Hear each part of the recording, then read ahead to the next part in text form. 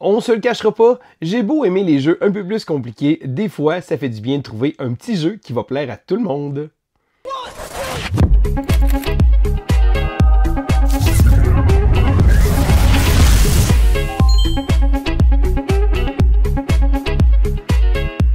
Bonjour à l'école du jeu, mon nom est Sylvain et on se retrouve aujourd'hui pour la présentation de Happy Mochi. Alors Happy Mochi est un petit jeu de cartes qui se joue de 2 à 6 joueurs d'une durée d'environ 20 minutes. C'est un jeu très accessible, très facile à jouer, très rapide à jouer et surtout très mignon. Donc Happy Mochi est un jeu très familial mais facile à prendre en main avec lequel on va pouvoir jouer avec un grand éventail de joueurs. Donc on va aller voir immédiatement les règles et puis après ça je vais vous donner mon avis. Alors voici donc le très mignon Happy Mochi. Alors, dans le jeu, le but va être de réussir à se débarrasser de toutes ses cartes dans sa main pour pouvoir mettre fin à la ronde. À ce moment-là, les autres joueurs vont regarder les cartes qui leur restent en main et ils vont additionner les points de victoire comme ça ici. Alors, le but, c'est d'avoir le moins de points possible et lorsqu'à la fin d'une manche où un joueur a atteint 30 points de victoire ou plus, eh bien, ça met fin à la partie et c'est le joueur qui a le moins de points. Donc, c'est un jeu dans lequel on doit se débarrasser de nos cartes. Alors, en début de manche, chaque joueur va recevoir cette carte. Alors, attention, il n'est pas permis de réorganiser les cartes. Vous devez prendre les cartes et les laisser exactement comme ça. Ça va être très important pour le jeu. Donc, chaque joueur va recevoir une main de cette carte qu'il ne pourra pas modifier. On va également mettre le symbole de plus ici et retourner 2 cartes comme ça ici.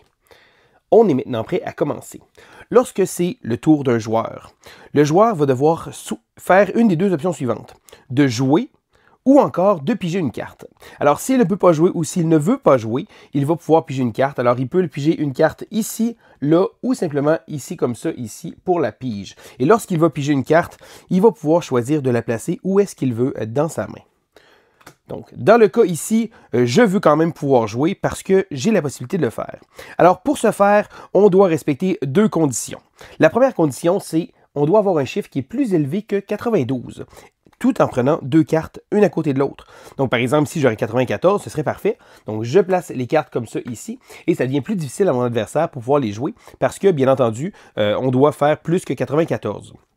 De mon côté, ça va faire en sorte que je vais me débarrasser de mes cartes parce qu'on se rappelle, lorsqu'on a fini de jouer toutes les cartes dans notre main, la manche va se terminer. Maintenant, il y a une deuxième contrainte qui est optionnelle. Donc la première, c'est le chiffre, donc c'est toujours un plus ou un moins. Je vais vous montrer comment ça fonctionne dans quelques instants.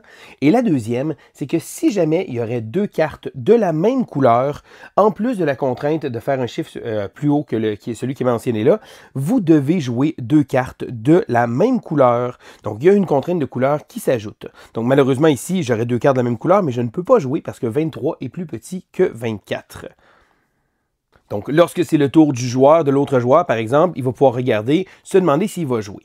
Par contre, il y a une autre chose qu'on peut faire, et ça, on peut toujours jouer sans faire attention aux différentes contraintes. Donc, même s'il y a une contrainte de couleur ou une contrainte de chiffres, on peut toujours jouer 2 cartes identiques parce qu'elles forment un magnifique petit mochi. Et à ce moment-là, on annonce Happy Mochi. Donc, on peut jouer les cartes comme ça ici.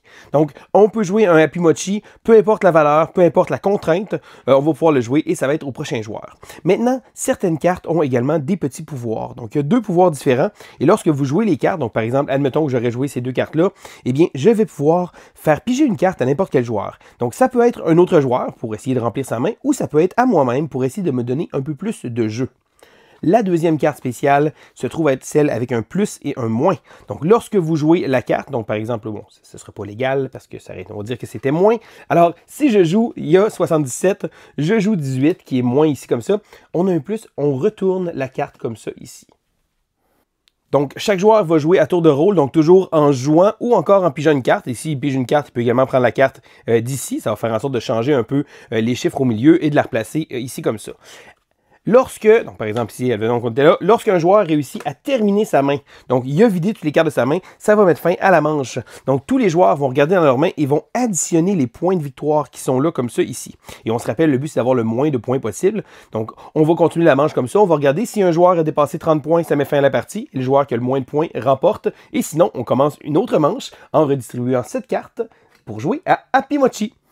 Et voilà, ça fait le tour des règles de Happy Mochi. Alors c'est aussi simple que ça, un petit jeu de cartes tout mignon, facile à prendre en main, qui se joue très rapidement. Et je dois dire que j'ai beaucoup apprécié ce jeu-là. Bon, récemment, les jeux dans lesquels on doit vider notre main ont été de plus en plus populaires. Donc il y a Scout que j'aime beaucoup, il y a également Odin qui a été très populaire. Très récemment, Django qui a été également très populaire sur ma table de jeu. Et là, c'est maintenant Happy Mochi qui a la trame parce que on se le cachera pas, c'est vraiment tout mignon. Donc ça reste un jeu sans trop de prétention, mais c'est un jeu aussi qu'on va pouvoir jouer avec n'importe qui. J'ai joué avec mes enfants. D'ailleurs, ça a vraiment bien marché avec les enfants. C'est le genre de petit jeu simple qu'on peut sortir un soir de semaine. Ça joue très rapidement. Donc, c'est certain que les amateurs de grands jeux de stratégie vont probablement pas avoir leur compte ici. Et la petite twist intéressante du fait qu'on ne réorganise pas les cartes. Et là, je dis une petite twist intéressante, mais de plus en plus, il y a beaucoup de jeux récemment dans lesquels on ne peut pas réorganiser notre main.